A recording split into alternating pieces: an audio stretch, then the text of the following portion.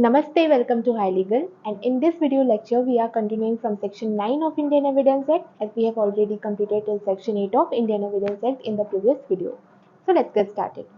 तो section 9 popularly जाना जाता है टेस्ट आइडेंटिफिकेशन परेड के नाम से, बट एक्चुअली इसमें सिर्फ टेस्ट आइडेंटिफिकेशन परेड ही नहीं बल्कि 5 चीज़ें इंक्लूडेड हैं। वो 5 चीज़ें क्या क्या हैं? सबसे पहले ऐसे कोई भी फैक्ट्स जो कि किसी भी चीज़ को एक्सप्लेन करते हैं या इंट्रोड्यूस करते हैं, यानी कि एक्सप्लेनेटरी प्लस इंट्रोडक्टरी फैक्ट्स, उन सभी को इंक्लूड किया जाता है सेक्शन 9 में। उसके बाद आते हैं ऐसे कोई भी फैक्ट जो किसी चीज़ को सपोर्ट करते हैं या रिबर्ट करते हैं, किसी इन्फ्रेंस को सपोर्ट या रिबर्ट करते हैं, तो ऐसे किसी भी फैक्ट को भी under section 9 of Indian evidence act consider किया जाता है। इसके बाद आते हैं ऐसे कोई भी फैक्ट्स जो किसी चीज़ की आइडेंटिटी को या किसी व्यक्ति की आइडेंटिटी को बताने में हेल्प करते हैं, जैसे कि कोई स्टोलन प्रॉपर्टी है उसको आइडेंटिफाई करना, या फिर किसी व्यक्ति ने अगर किसी चोर का हुलिया देखा है, क्या ये वही व्यक्ति है, उसको आइडेंटिफाई करना। तो ये सारी चीज़ें अंडर सेक्शन 9 में कवर की जाती हैं और इसी को बोला जाता है टेस्ट आइडेंटिफिकेशन परेड। इसके बाद आता है ऐसे कोई भी फैक्ट्स जो कि किसी घटना का जहाँ पर वो हुई है उसका टाइम या प्लेस को बताने में हेल्प करे। उसके अलावा लास्ट पॉइंट आता है ऐसा कोई भी तथ्य, ऐसा कोई भी फैक्ट जो कि किसी पार्टी के रिलेशनशिप को समझाए, यानी कि जो भी लोग उस इंसिडेंट में हैं, इन्वॉल्व हैं, उनके बीच में क्या रिलेशनशिप है, इन सभी चीज़ों को समझाने वाला कोई भी फैक्ट रिलेवेंट होगा under section 9 of Indian evidence. इसके बाद बात करते हैं सेक्शन 10 की। सेक्शन 10 बात करता है ऐसे सारे फैक्ट्स के बारे में जो कि किसी कॉन्स्पिरेटर ने in reference to their common design, जो कि उन्होंने कॉन्स्पिरेसी के दौरान की, उस दौरान उसने जो कुछ भी बोला है उन सभी चीज़ों को एक्सप्लेन की, उन सभी चीज़ों को रिलेवेंट माना जाएगा under section 10 of Indian evidence act. तो इसमें जो कुछ इम्पॉर्टेंट एसेंशियल इंग्रेडिएंट्स हैं वो क्या है? सबसे पहला सेक्शन 10 का जो एसेंशियल इंग्रेडिएंट है वो बात करता है कि यहाँ पर एक कॉन्स्पिरेसी होनी चाहिए। दूसरा यहाँ पर बोलता है कि यहाँ पर जो भी एक्ट किया गया हो उसकी जो कॉन्स्पिरेसी हुई हो, उसके बाद चीज़ें हुई होनी चाहिए, मतलब कि जो भी बातें कही या बोली गई हैं उस एक्ट के बाद में, यानी कि आफ्टर एक्ट की जानी चाहिए। और तीसरा, जो भी एक्ट किया गया है उसमें कॉमन इंटेंशन होना चाहिए। ठीक है, कॉमन इंटेंशन का होना कंपलसरी है। अब यहाँ पर कुछ केसेस हैं, जैसे कि कहर सिंह का केस, कहर सिंह वर्सेस दिल्ली एडमिनिस्ट्रेशन के केस में बोला गया था कि अगर कोई भी कॉमन इंटेंशन का केस प्राइमा फेसी दिख रहा है तभी सेक्शन 10 को लाया जाएगा। इसके अलावा इसमें एक इम्पॉर्टेंट केस था Shardul Singh versus state of Bombay का। Shardul Singh versus state of Bombay में इस सेक्शन 10 को थ्योरी ऑफ एजेंसी भी बोला गया है। ठीक है, सो it is also a very important pointer. इसके बाद एक बहुत इंपॉर्टेंट केस आता है मिर्ज़ा अकबर का केस। मिर्ज़ा अकबर के केस में ये बोला गया था कि कॉमन इंटेंशन कब माना जाएगा? तो कॉमन इंटेंशन तब माना जाएगा जब जो एक्ट की हम यहाँ पर बात कर रहे थे उस एक्ट के दौरान दोनों पार्टीज के बीच में उस पर्टिकुलर एक्ट को करने के लिए कॉमन इंटेंशन एग्जिस्ट करता हो। अगर इस एक्ट करने के पॉइंट के दौरान वहाँ पर कॉमन इंटेंशन एग्जिस्ट करता है then section 10 can be invoked. इसके बाद बात करते हैं सेक्शन 11 की, जो कि पॉपुलरली जाना जाता है प्ली ऑफ एलिबाई के नाम से, but just like section 9 it is much more than plea of alibi. So इसमें क्या क्या बातें आती हैं?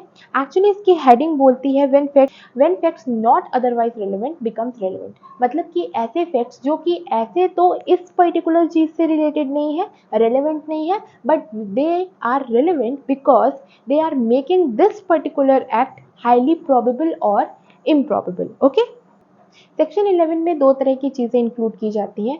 अगर कोई भी फैक्ट एन इशू या रिलेवेंट फैक्ट से बिल्कुल ही इनकन्सिस्टेंट जा रहा है, या फिर दूसरा उस पर्टिकुलर एक्ट को, मतलब कि उस फैक्ट एन इशू या रिलेवेंट फैक्ट के होने को, उसके एग्जिस्टेंस को हाईली प्रोबेबल या इम्प्रॉबेबल बना रहा है। इसका बेस्ट एग्जाम्पल होगा कि अगर मान लीजिए राजू पर एक चार्ज लगा है कि उसने दिल्ली में एक ऑफेंस कमिट किया है on a particular date, but Raju is saying कि उस पर्टिकुलर डेट पर वो इंडिया में था ही नहीं and he was in America. So it makes this particular act highly improbable to commit, right? क्योंकि अगर वो पर्टिकुलर व्यक्ति इंडिया में था ही नहीं, अमेरिका में था, तो ये बहुत ही इज नॉट पॉसिबल कि वो अमेरिका से आकर इंडिया में किसी का मर्डर कर दे। सो इट उसका अब ये इनकंसिस्टेंट कैसे है, क्योंकि एक्चुअली ये फैक्ट कि राजू कहाँ पर था इस पर्टिकुलर केस से रिलेटेड नहीं है, उसका अमेरिका में होना इस पर्टिकुलर केस से डायरेक्टली रिलेटेड नहीं है, बट एक्चुअली वो इस चीज़ को यानी कि राजू के मर्डर करने वाली चीज़ को हाईली इम्प्रॉबेबल बना रहा है। इस वजह से वो अंडर सेक्शन 11 में रेलिवेंट माना जाएगा। इसी चीज़ को बोला जाता है प्ली ऑफ एलिबाई, मतलब कि अगर आप कोर्ट में ये साबित कर दीजिए कि जहाँ पर ऑफेंस कमिट हुआ उस पर्टिकुलर दिन पर आप वहाँ पर थे ही नहीं, आप वहाँ पर प्रेजेंट ही नहीं थे, बल्कि आप कहीं और थे, so that is known as plea of alibi. आपके अन्यत्र उपस्थित होने का आप प्रमाण दे दीजिए। So it is a kind of defence in favour of the accused. इसके बाद हम आते हैं हमारे अगले सेक्शन में, जो कि है section 12, very easy section. Section 12 बात करता है डैमेजेस की। अगर कोई भी फैक्ट किसी भी प्रकार के डैमेज को एसरटेन करने के लिए इम्पॉर्टेंट है, तो उन सभी फैक्ट्स को रिलेवेंट माना जाता है अंडर सेक्शन 12। किसी का कितना घाटा हुआ, कितनी हानि हुई, ऐसे किसी भी फैक्ट को कंसीडर किया जाता है अंडर सेक्शन 12। फिर इसके बाद आता है हमारा सेक्शन 13, जो कि डायरेक्टली बात करता है कस्टम्स की। ऐसे कस्टम्स जो कि क्वेश्चन में थे, ऐसे राइट्स जो कि क्वेश्चन में थे, उन सभी को रिलेवेंट बनाता है सेक्शन 13।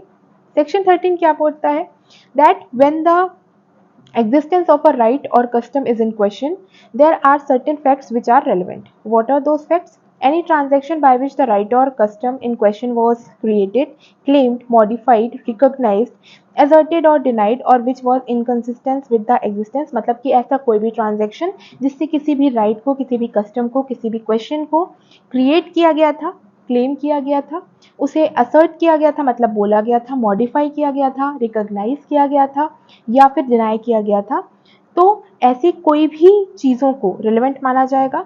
इसके अलावा अगर कोई भी इंस्टेंस है जहाँ पर कोई भी कस्टम या किसी भी राइट को क्लेम किया गया था, रिकॉग्नाइज किया गया था, तो उन सभी चीज़ों को भी रिलेवेंट माना जाता है। इसके बाद हमारा आता है सेक्शन 14। सेक्शन 14 ब्रॉडली बात करता है स्टेट ऑफ माइंड की। स्टेट ऑफ माइंड में काफ़ी सारी चीज़ें आती हैं, आपकी बॉडली फीलिंग्स आती हैं, आप कैसा फील कर रहे हो, आपकी इंटरनल फीलिंग्स जिनको समझा जा सकता है सेक्शन 14 के थ्रू, वो सभी रेलेवेंट होती हैं। सेक्शन 14 ये बोलता है कि कोई भी फैक्ट जो किसी भी प्रकार के स्टेट ऑफ माइंड के एग्जिस्टेंस को बताते हैं, जैसे कि आपका इंटेंशन, आपका नॉलेज, आपका good faith, negligence, rashness, ill will या फिर गुडविल, किसी भी पर्टिकुलर पर्सन के अगेंस्ट, ऐसी किसी भी फीलिंग को दिखाना, किसी भी चीज़ को इस प्रकार से दिखाना, ये रिलेवेंट होता है under section 14 of Indian evidence act. इसका एग्जाम्पल क्या हुआ कि अगर कोई भी व्यक्ति है ए, उसने बी को शूट किया है। अगर ए ने बी को शूट किया है तो हम ये बता सकते हैं कि पहले भी कुछ सिचुएशंस में ए ने बी को शूट करने की कोशिश की है, तो ये फैक्ट रिलेवेंट हो जाएगा अंडर सेक्शन 14, क्योंकि ये बताता है कि ए का इंटेंशन पहले से ही था, इलविल था against B to shoot him, तो ये अंडर सेक्शन 14 रिलेवेंट हो जाएगा। इसके बाद हमारा आता है सेक्शन 15, जो कि बताता है कि क्या कोई एक्ट एक्सीडेंटल है। एक्सीडेंटल मतलब कि क्या कोई एक्ट एक्सीडेंट यानी दुर्घटना है, या फिर उसे इंटेंशनली किया गया है। इसका एक फेमस केस है जिसे पॉपुलरली जाना जाता है brides in the bath case. इसमें होता क्या है कि एक व्यक्ति शादी करता है और उसकी वाइफ मिलती है बाथटब में मरी हुई। उसके बाद दोबारा ये प्रोसेस दोहराई जाती है और दोबारा वो शादी करता है, दोबारा उसकी वाइफ मिलती है बाथटब में मरी हुई। तो इस पूरे ट्रांजैक्शन को देखा जाता है कि ये दिखा रहा है कि ये जो एक्ट था मर्डर ऑफ वाइफ, वो इंटेंशनल था, वो एक्सीडेंटल नहीं बल्कि इंटेंशनल हो सकता है। तो इस पूरी ट्रांजैक्शन को रखा जाएगा अंडर सेक्शन 15, क्योंकि ये बता रहा है कि ये एक्ट एक्सीडेंटल नहीं बल्कि इंसिडेंटल हो सकता है। इसके सेवरल एग्जाम्पल्स भी हैं, जैसे कि अगर मान लीजिए किसी व्यक्ति ने इंश्योरेंस किया हुआ है, शॉप में आग लग जाती है और वो इंश्योरेंस का पैसा क्लेम करता है। इसके बाद कुछ समय के बाद दूसरी शॉप रहती है, वहाँ पर भी आग लग जाती है एंड अगेन वो पैसा क्लेम करता है फ्रॉम द इंश्योरेंस कंपनी। तो ये पूरा ट्रांजैक्शन ये दर्शा रहा है कि ये घटना एक्सीडेंटल नहीं बल्कि इंटेंशनल हो सकती है to claim the insurance amount. So this is relevant under section 15 of Indian Evidence Act. Okay. इसके बाद हमारा आता है section 16। It is a very easy section and it talks about existence of course of business is relevant. मतलब कि अगर कोई भी पर्टिकुलर चीज़ किसी तरीके से हो रही है, कोर्स ऑफ बिजनेस में हो रही है, जिस तरीके से वो नेचुरली होती है, जो उसका नॉर्मल प्रोसेस है उसी तरीके से हो रही है, जैसे कि कोई लेटर है, उसे डिस्पैच किया जाता है, उसे बॉक्स में डाला जाता है, फिर उसे निकाला जाता है एंड एक सर्टेन प्रोसेस फॉलो हो रही है जो कि उसका ड्यू कोर्स ऑफ बिजनेस है। सो that is relevant under section 16। तो आज हमने सेक्शन 9 से लेकर सेक्शन 16 तक का पूरा एक पोर्शन कवर किया है एंड आई होप आपको ये पूरी चीज़ें अच्छे से समझ में आई होंगी। So thank you and keep watching.